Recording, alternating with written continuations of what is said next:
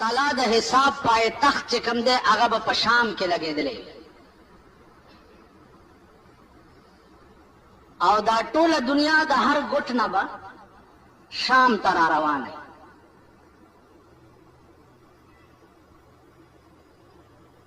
په دغه وخت کې به هر شی خپل دفاین بهر کوي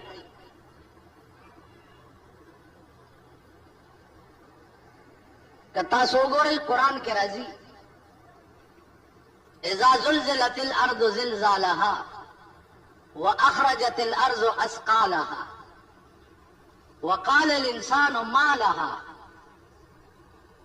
واخرجت الارض اثقالها دا ځمکه چې ده دا به خپل دفاین ټول بهر راوغورځوي او ځان به صفا کړي ځمکه کې چې څه دفاین دي دا څومره بني آدم چې پکې ښخ شوي دي یا نور هر اشیا چې پکې ده دا به ټول بهر راوغورځوي روایاتو کې راځي چې څه وخت کې د دې ځمکې نه خلک بهر راوځي نو دا به په مختلف شکلونو کې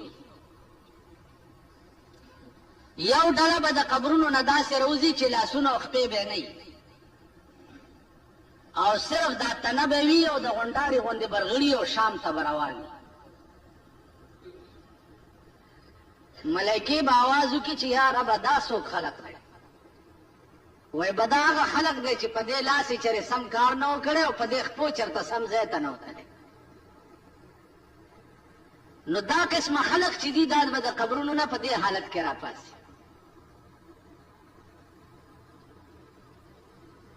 اوس خپلو لاسونو خپلو خپو ته کتل پکار دي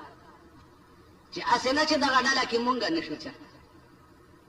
زمونږ لاسونه چېرې حلال نه کوي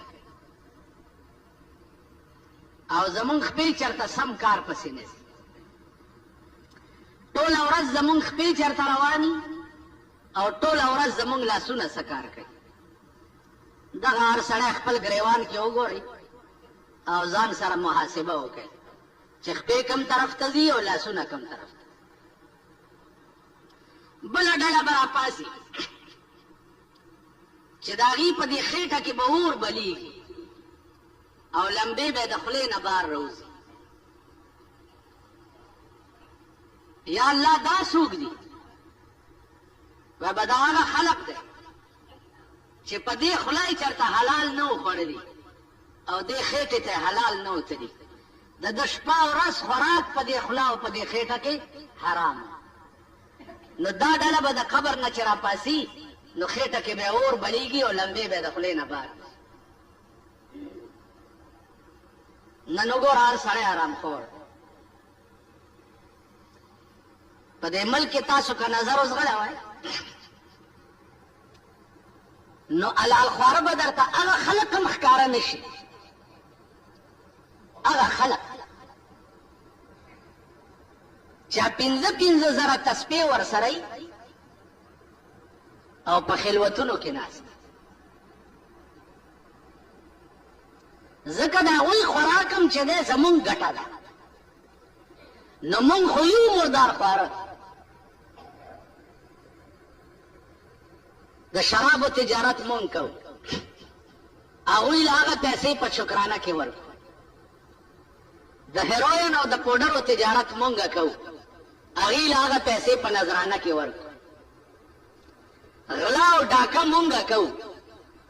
هغوی له هغه پیسې په زکات کې او په شکرانه کې ورکو نو حلال خواره هغه خلق هم نه دي په جوماتونو کې چې کوم حضرات ناست دي د دې خلقو خوراک هم ستاسو ګټه ده نو ځان ته وګورئ ستاسو ګټه د دوی خوراک ده او ستاسو ګټه یقیني حرامه ده نو لا محاله دا هم غریبان حرام خواره دي زه دا تپوس کولی شم چې هلکه ستا د کوره وظیفه راغله دا دې په څه ګټلې دا دې کوم ځای نه راوړې ستا د کوره ترکاري راغله دا دې کوم ځای نه پخ کړې ده زه دا تپوس کولی شم نو عرض مې دا و عزیزانو چې مونږ به د هغه ډلې نه یو چې د قیامت په ورځ ځمکه مونږه بار راغورځوي نو زمونږ په خېټه کې به اور بلیږي او لمبې به هم د خولې نه وځي. بله ډله به راپاسي چې هغه به د خنزیر په شکل کې وي. خنزیران به خاښ کړي بیا بني آدم وي او راپابسي د خنزیر په شکل کې. یا الله دا څوک و به دا هغه خلق دی چې د دنیا د کار دپاره به منځ نه کوی. د دنیا په کار کې به شپه ورځ ننوتی او د مونځ ټایم به چې راغی نو مونځ به یې نه کولو. نو چې کوم خلق د دنیا په روزګار کې مونځ قضا کوي دا خلق به په قیامت کې د خنزیر په شکل کې د قبر نه راپاسي. نظر اوس غلوئ په دې ټول ملک نظر واچوئ چې د دې قماش خلق به څومره راپاسي د قبرونو نه چا به د خنزیر په شکل کې.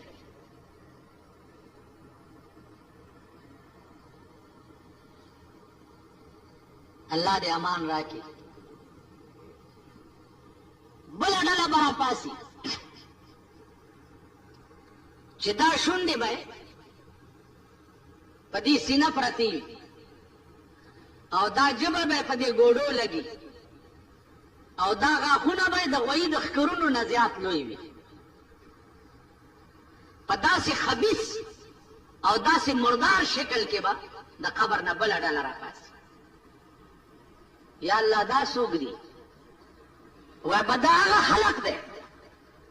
چې په دې خوله به دوه مسلمانان جنګول، په دې خوله ده چېرته د سړیتوب خبره نه وه کړې، بله به یې کوه په دې خوله کې نستو، دوه به یې پې جنګول، دوه به یې په جنګ کړه، ده به یې تماشه کوله. نو دې خولې ټوله زندګۍ کې د شیطان ډیوټي کړې ده. نو دا دی داسې په پلیت شکل کې ځکه د قبر نه راپاسي. بیا نظر اوس غلوئ تاسو چې زمونږ خوله ټوله ورځ څه کارونه کوي. دوه جنګول خو زمونږ د ګس لاس کار دی.